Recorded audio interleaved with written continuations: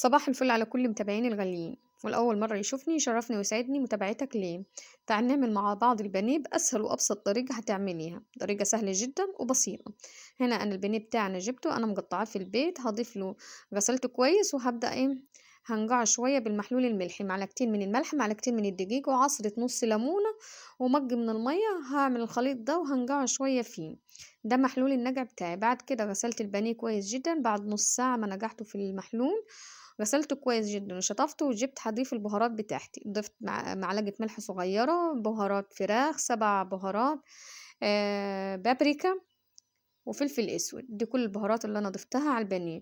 بعد كده نزلت بمعلقة توم مهروسة وبصلاية انا مهرساها كويس جدا.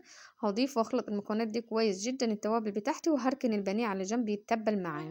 طبق هنزل ببيضاية ورشة ملح ورشة فلفل اسود.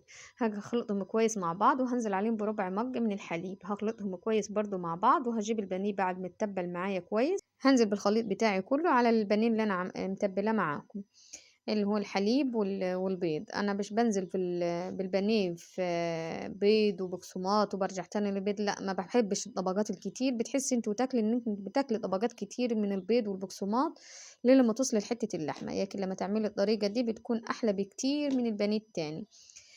شايفين ازاي انا نزلت في البقسماط ده، البقسماط اللي انا عملته معاكم او الفيجيتار اللي عملته معاكم. هي طبقه واحده وخلاص، بتكون احلى بكتير. وانتوا بتقومي بتحسي ان انت بتاكلي فعلا حته بانيه، مش طبقات كتير من العجين وانتوا بتقطمي البانيه. شايفين ازاي بنزل في زيت سخن، الزيت لازم يكون سخن. وبعد كده بهدي النار عليه وبضيف البانيه. اول ما يطلع معاها انا قدمته هنا معاكم اهو، شايفين اللون ازاي وما بيفكش منك خالص، ما تقلقيش مش بيفك في الزيت خالص.